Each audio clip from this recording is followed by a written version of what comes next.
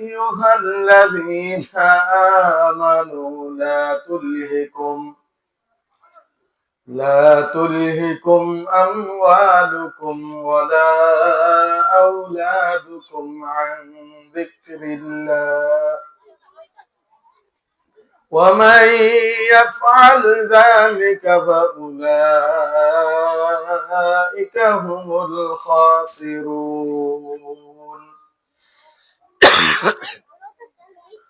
وأنفقوا مما رزقناكم من قبل أن يأتي أحدكم الموت فيقول رب لولا أخرتني إلى أجل قريب فأصدق وأكن من الصالحين ولن يؤخر الله نفسا إذا جاء أجلها والله خبير بما تعملون. بارك الله لنا ولكم بالقرآن العظيم ونفعنا وإياكم بالآيات والذكر الحكيم.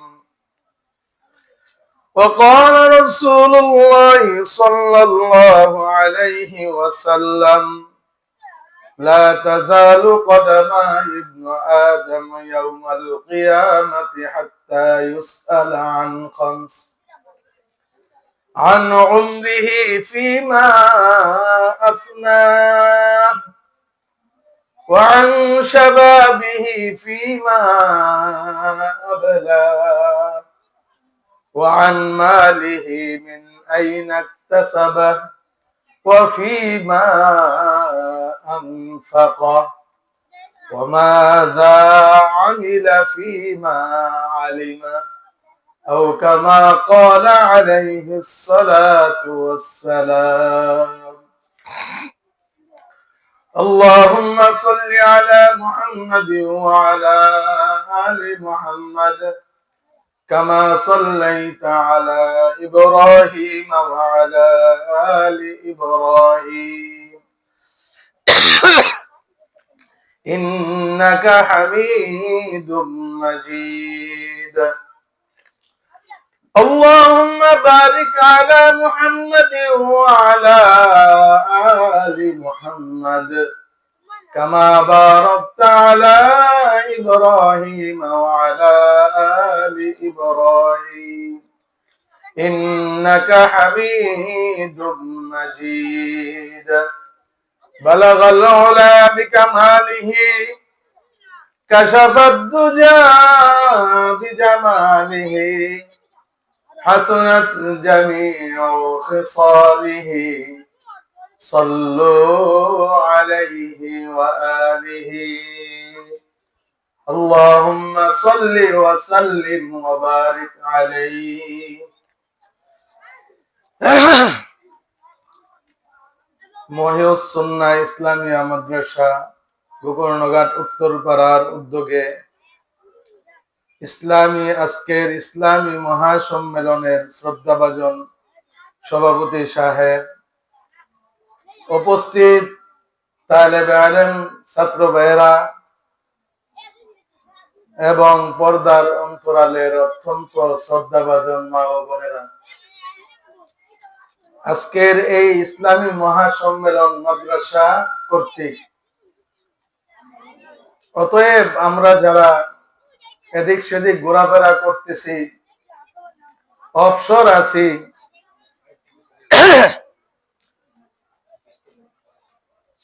কোরআন হাদিসের আলোচনা শোনার জন্য মাহফিলের মধ্যে প্যান্ডেলের ভিতরে চলে আসি ইনশাআল্লাহ। সম্মানিত হাজিরিন, আমি আপনাদের সামনে সূরাতুল মুনাফিকুনের কয়েকটি আয়াতে কারিমা তেলাওয়াত করছি। আল্লাহর রাসূল সাল্লাল্লাহু আলাইহি ওয়াসাল্লামের অসংখ্য হাদিস থেকে একখানা হাদিস পাঠ করেছি। আল্লাহ যদি তৌফিক দেন, কোরআনের আয়াত এবং হাদিসের আলোকে কিছু কথাবার্তা বলার চেষ্টা করব। ওমা তৌফিকি ইল্লা বিল্লাহ। আল্লাহ পাক রব্বুল আলামিন আমার তেলাওয়াতকৃত আয়াতের মধ্যে বলেন, ইয়া আইয়ুহাল্লাযীনা আমানু লা তুলহিকুম আমওয়ালুকুম ওয়ালা আওলাদুকুম আন যিকরিল্লাহ। হে ঈমানদারগণ, হে ঈমানদারগণ, ইয়া আইয়ুহাল্লাযীনা আমানু লা তুলহিকুম আমওয়ালুকুম ওয়ালা আওলাদুকুম আন যিকরিল্লাহ। আল্লাহ বলতেছেন ঈমানদারদেরকে, তোমাদের ধন সম্পদ সন্তানাদি তোমাদেরকে যেন আল্লাহর জিকির থেকে গাফেল না করে রাখে, আল্লাহর হুকুম পালনে বাধা না দেয়, আল্লাহর হুকুম নবীর তরিকা অনুযায়ী জীবন যাপন করতে ধন সম্পদ এবং সন্তানাদি যেন বাধা হয়ে না দাঁড়ায়। আল্লাহ পাক রব্বুল আলামিন কালামে হাকিমের মধ্যে বলতেছেন, ইয়া আইয়ুহাল্লাযীনা আমানু, হে ঈমানদারগণ, লা তুলহিকুম আমওয়ালুকুম ওয়ালা আওলাদুকুম আন যিকরিল্লাহ। তোমাদের ধন সম্পদ, তোমাদের সন্তানাদি তোমাদেরকে যেন আল্লাহর স্মরণ থেকে গাফেল করে না রাখে। যদি আল্লাহর দেওয়া ধন সম্পদ সন্তানাদিতে মানুষ আল্লাহর স্মরণ থেকে গাফেল হয়ে যায়, আল্লাহ পাক রব্বুল আলামিন বলেন তার পরিণতি কি হবে? আল্লাহ বলেন, ওমাই ইয়াফআল যালিকা ফাউলাইকা হুমুল খাসিরুন। যে ব্যক্তি আল্লাহর দেওয়া নিয়ামত পাইল, ধন সম্পদ পাইছে, সন্তানাদিও পাইছে, কিন্তু ধন সম্পদ সন্তানাদি পেয়া আল্লাহর জিকির থেকে গাফিল হয়ে গেছে, আল্লাহর হুকুম নবীর তরিকার সাথে তার কোনো সম্পর্ক নাই, আল্লাহ পাক রব্বুল আলামিন বলেন যদি এরকম অবস্থা হয়, ওমাইয়াফআল যালিকা, ধন সম্পদ পায়া আল্লাহকে ভুলে গেছে, সন্তানাদি পায়া আল্লাহকে ভুলে গেছে, আল্লাহ বলেন যদি এরকম হয়, আমার দেওয়া ধন সম্পদ সন্তানাদি পায়া আমাকে স্মরণ করতে সে ভুলে যায়, আমার হুকুম পালন করার তার মন চায় না, আল্লাহ বলেন ওয়ামাইয়াফআল যালিকা ফাউলাইকা হুমুল খাসিরুন। তাহলে সে ফাউলাইকা হুমুল খাসিরুন, সে ক্ষতিগ্রস্তদের অন্তর্ভুক্ত হয়ে যাবে। নাউযুবিল্লাহ। ধন সম্পদ সন্তানাদি পায়া আল্লাহর কথা ভুলে গেছে, আল্লাহ বলেন এই ব্যক্তিটা সবচেয়ে ক্ষতিগ্রস্তের মধ্যে পড়বে। ক্ষতিগ্রস্ত মানে কি? খাসিরাত দুনিয়া ওয়াল আখিরাত। এদিকে যাও না। ক্ষতিগ্রস্ত হইল দুনিয়া আখিরাত বরবাদ। খাসিরাত দুনিয়া ওয়াল আখিরাত, অর্থাৎ আল্লাহর দেওয়া ধন সম্পদ পাইছে, সন্তানাদিও আল্লাহ দিছেন, কিন্তু ধন সম্পদ সন্তানাদি পায়া আল্লাহর হুকুম নবীর তরিকার কথা ভুলে গেছে। আল্লাহ বলেন সে ক্ষতিগ্রস্তদের অন্তর্ভুক্ত, অর্থাৎ তার দুনিয়াও বাতিল হয়ে যাবে, আখিরাতও বাতিল হয়ে যাবে। নাউযুবিল্লাহ। এরকম হওয়াটা কি উচিত? আল্লাহর দেওয়া সম্পদ পায়া, আল্লাহর দেওয়া সন্তানাদি পায়া আল্লাহকে ভুলে যাওয়া, এরকমটা উচিত? কখনো উচিত না।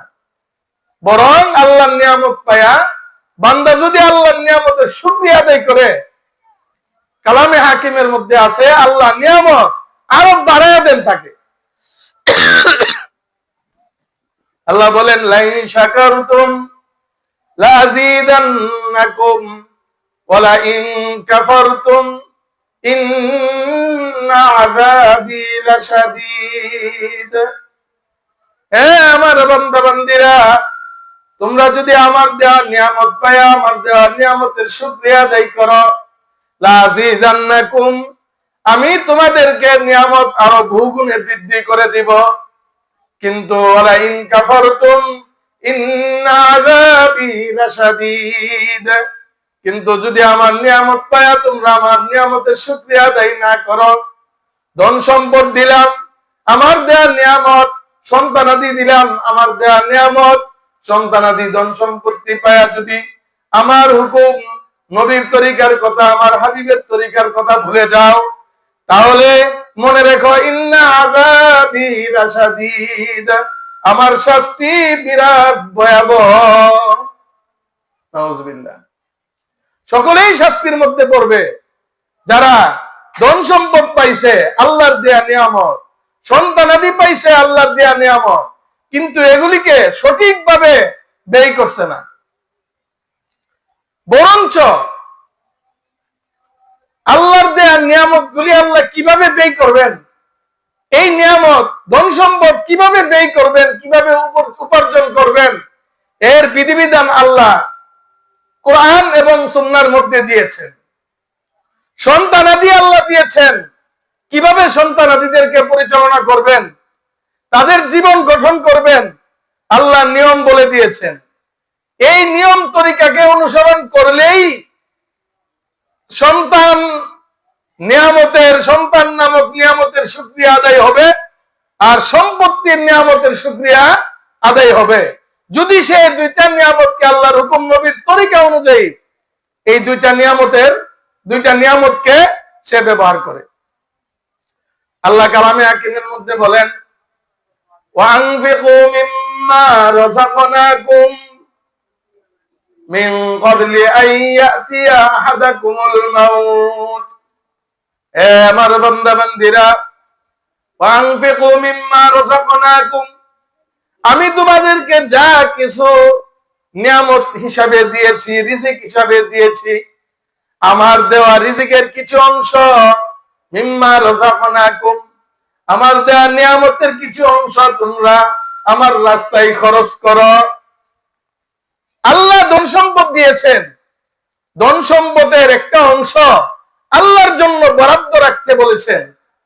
আল্লাহর হুকুম অনুযায়ী সদকা, যাকাত, অসহায়দের সহায়তা করার জন্য, বিপদগ্রস্ত মানুষের পাশে দাঁড়ানোর জন্য আল্লাহ পাক রব্বুল আলামিন আদেশ করতেছেন। মসজিদ মাদ্রাসায় সহযোগিতার জন্য আল্লাহ আদেশ করতেছেন, ওয়ানফিকু মিম্মা রাযাকনাকুম, আমি তোমাদেরকে রিজিক হিসাবে যে সম্পত্তি দিয়েছি তার থেকে একটা অংশ তোমরা আমার রাস্তায় খরচ করো। মিন ক্বাবলি আন ইয়াতিয়া আহাদাকুমুল মাউত, তোমাদের কারো নিকট মৃত্যু আসার আগে আগে, যদি কেউ মৃত্যু আসার আগে আগে তার সম্পত্তি নিয়ামতটাকে কাজে না লাগায়, মৃত্যুর সময় ওই লোকটার কি পরিণতি হবে আল্লাহ পাক রব্বুল আলামিন বলতেছেন। যদি সেই ব্যক্তি ধন সম্পদ পায়া ওই ধন সম্পদ নিয়ামতের শুকরিয়া আদায় না করে, নিয়ামতটাকে কাজে না লাগায়, একটা অংশ আল্লাহর রাস্তায় খরচ করে নাই, ধন সম্পদ যেভাবে মন চাই খরচ করছে, জুয়া খেলে, বিড়ি সিগারেট খেয়ে, মদ খেয়ে, গাঁজা খেয়ে ধন সম্পত্তি ব্যয় করছে, খরচ করছে, ওই লোকটা মৃত্যুর সময় আফসোস করবে, আফসোস করে বলতে থাকবে, ফায়াকুলা রাব্বি লাউলা আখখারতানি ইলা আজালিন করিব, হে আল্লাহ, লাউলা আখখারতানি ইলা আজালিন করিব, যদি আমাকে আর একটু সময় আমার হায়াতটাকে লম্বা করা হইতো, আমার জানটাকে একটু বিলম্বে কবজ করা হইতো, তখন আল্লাহ পাক রব্বুল আলামিন বলবেন, বান্দা, তোরা আমি 60, 70, 80 বছর হায়াত দিয়েছিলাম, এত লম্বা হায়াত পাওয়ার পরেও তুমি কেন সামান্য হায়াতের তামান্না করতেছ? তখন সে বলবে, আল্লাহ বুঝি নাই, বুঝি নাই আপনার দেয়া নিয়ামত ধন সম্পত্তি আমি যেভাবে মন চাই সেইভাবে আমি ব্যয় করছি, আপনার হুকুম নবীর তরিকা অনুযায়ী আমি ব্যয় করি নাই। এখন আমার বুঝে আসছে, সুতরাং আমাকে একটু সময় দেন, আমার জানটা একটু বিলম্বে কবজ করেন। তখন আল্লাহ পাক রব্বুল আলামিন বলবেন, তোমার জানটা যদি একটু বিলম্বে কবজ করা হয় তাহলে তোমার কি করার তামান্না? তখন সে বলবে, ফাসাদদাকা ফাসাদদাকা ওয়া আকুম মিনাস সালিহিন। যদি আমার জানটা বিলম্বে কবজ করা হয় তাহলে আমি আমার সমস্ত সম্পত্তি আল্লাহ আপনার রাস্তায় ব্যয় করে দিব।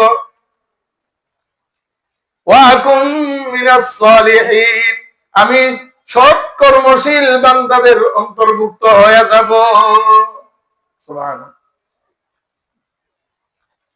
এই তামান্না, যেইভাবে মন চাই সেইভাবে সম্পত্তি ব্যয় করার পরিণতিটা কি হবে সে যখন দেখতে পারবে তখন সে আফসোস করে আল্লাহকে বলবে, আল্লাহ বুঝি নাই, এখন বুঝে আসছে, সুতরাং আমাকে সামান্য একটু সুযোগ দেন, আমি আমার সমস্ত সম্পত্তি আল্লাহ আপনার রাস্তায় ব্যয় করে দিব এবং আমি নিজে পুরা পাক্কা নামাজি মুসলমান হয়ে যাব। তখন আল্লাহ পাক রব্বুল আলামিন বলবেন, ওয়ালাই ইউআখিরুল্লাহু নাফসান ইযা জাআ আজালুহা। হে আমার বান্দা, তোমার 60 70 80 বছর তোমাকে হায়াত দেওয়া হয়েছিল, তুমি ওই হায়াতকে কাজে লাগাও নাই, তুমি তোমার সম্পত্তিকে যেভাবে মন চাই ব্যয় করেছ, তোমার হায়াতে জিন্দেগি যেভাবে মন চাই তুমি ব্যয় করেছ, অতিবাহিত করেছ। তুমি কি জানো নাই? তোমাকে কি জানানো হয় নাই? ওয়ালা ইউআখিরুল্লাহু নাফসান ইযা জাআ আজালুহা। কারো মৃত্যুর সময় নিকটবর্তী হয়ে গেলে তাকে সামান্য সময় আর সুযোগ দেওয়া হবে না। এই কথাটা কি তোমার কানে পৌঁছে নাই?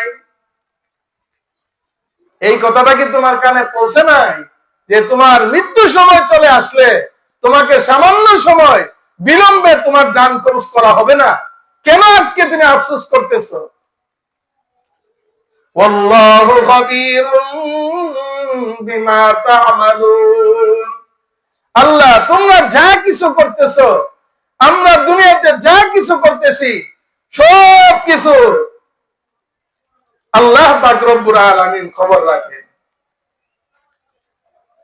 আল্লাহ রাসূল সাল্লাল্লাহু আলাইহি সাল্লাম হাদিসের মধ্যে বলছেন, লা তাযালু কদামা ইবনু আদম ইয়াউমাল কিয়ামাতি হাত্তা ইউসআলা আন খামস। আল্লাহ পাক রব্বুল আলামিন হাশরের মাঠে প্রত্যেকটা মানুষকে 5টা করে সওয়াল করবেন। 5টা সওয়ালের উত্তর দেওয়া ব্যতীত হাশরের মাঠ থেকে মানুষ তার নিজের পা নাড়াচাড়া করার সুযোগ পাবে না।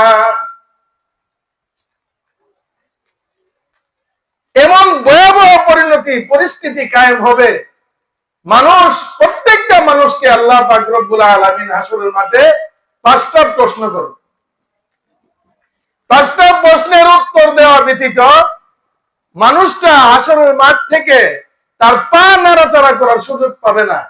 50,000 বছর যেভাবে একদম স্ট্যান্ড যেমন নাড়াচাড়া করে না, এইরকম ভাবে সোজা দাঁড়ায় থাকবে। কষ্ট হবে না? অনেক কষ্ট হবে।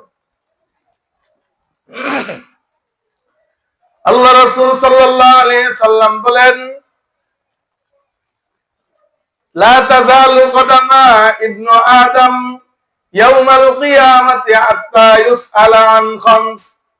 হাশরের মাঠে যে আমরা উপস্থিত হব, আমাদের কি পরিণতি হবে, কি অবস্থা হবে, আল্লাহ রাসূল সাল্লাল্লাহু আলাইহি ওয়াসাল্লাম হাদিসের মধ্যে বলেন, ইন্নাকুম মাহশুরুনা ইয়াউমাল কিয়ামাতি হুফাতান উরাতান গুরলা।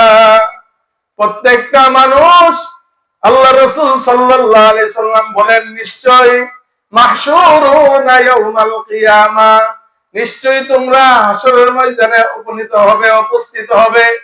হুফাতান, পায়ে কোনো জুতা থাকবে না, খালি পায়ে। উরাতান, শরীরে কোনো কাপড় থাকবে না, নগ্ন শরীর।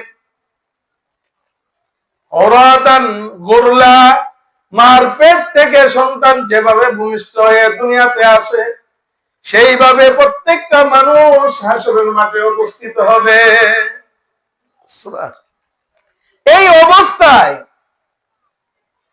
আল্লাহ পাক রব্বুল আলামিন প্রত্যেকটা মানুষকে 5টা প্রশ্ন করবেন। 1 নম্বর প্রশ্ন, আন উমরিহি ফীমা আফনা। হে আমার বান্দা, আমি তোমাকে 50 বছর, 60, 70, 80 বছর, 100 বছর হায়াত দিয়েছি। তুমি তোমার এই হায়াত কিভাবে ব্যয় করেছ? তোমার হায়াতে জিন্দেগি কোরআন সুন্নাহ অনুযায়ী পরিচালনা করছো, নাকি মন যেভাবে মন চাই সেভাবেই ব্যয় করছো? তোমার হায়াতে জিন্দেগি কিভাবে ব্যয় করলা? তোমার হায়াতে জিন্দেগি তুমি কিভাবে পরিচালনা করলা? কিভাবে তোমাকে পরিচালনার কথা বলা হয়েছিল সেইভাবে করছো কিনা? আল্লাহর হুকুম, নবীর তরিকা অনুযায়ী তোমার পুরো হায়াতে জিন্দেগি পরিচালনা করছো কিনা? আজকে তুমি জবাব দাও। আল্লাহ পাক রব্বুল আলামিন হাসরের মাঠে প্রথম প্রশ্ন করবেন, আন উমরিহি ফীমা আফনা। তোমার হায়াতে জিন্দেগি তুমি কিভাবে দুনিয়াতে পরিচালনা করছিলে, আজকে তুমি বলো। কি উপায় হবে আমাদের? যেভাবে মন চায়, যেদিকে মন চায়, যা করতে মন চায় আমরা করতেছি, অথচ পরকালে আল্লাহর সামনে দাঁড়াইয়া জবাবদিহি করতে হবে, এই জিনিসের সামান্যতম চিন্তা ফিকির আমার আপনার মধ্যে নাই। এই চিন্তা ফিকিরই একমাত্র আমাদের আমল পরিবর্তনের জন্য সহায়ক।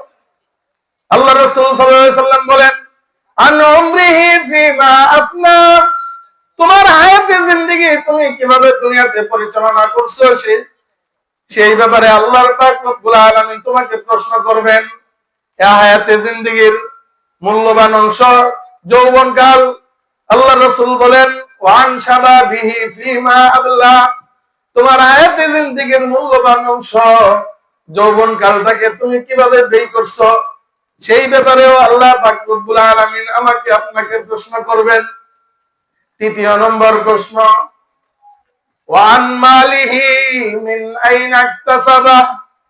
আমি যে আয়াতে কারিমা তেলাওয়াত করছি, পাঠ করেছিলাম, এই আয়াতে কারিমার সাথে এই অংশটার পুরোপুরি মিল আছে। আল্লাহ রাসূল বলেন, ওয়ান মালিহি মিন আইনা ইকতাসাবা।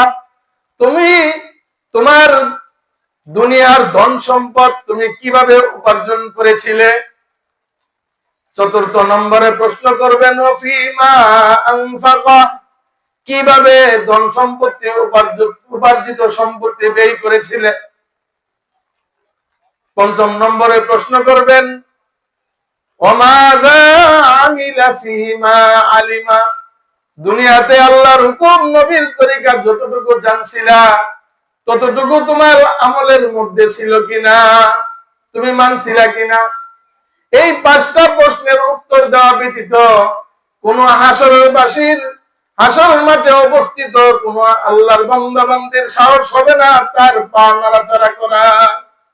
আল্লাহ রাসূল বলেন, 1 নম্বর হইল যৌবন কালের ব্যাপারে প্রশ্ন, 2 নম্বর তার 1 নম্বরে পুরা জীবন হায়াতে জিন্দেগির ব্যাপারে প্রশ্ন, 2 নম্বর হায়াতে জিন্দেগির মূল্যবান অংশের ব্যাপারে প্রশ্ন, 3 নম্বর হইল ধন সম্পদ কিভাবে কামাইছে, 4 নম্বর হইল ধন সম্পদ কিভাবে ব্যয় করলো, 5 নম্বরের প্রশ্ন হবে সে আল্লাহর হুকুম, নবীর তরিকা যতটুকু জানছিল ততটুকু মানছিল কিনা।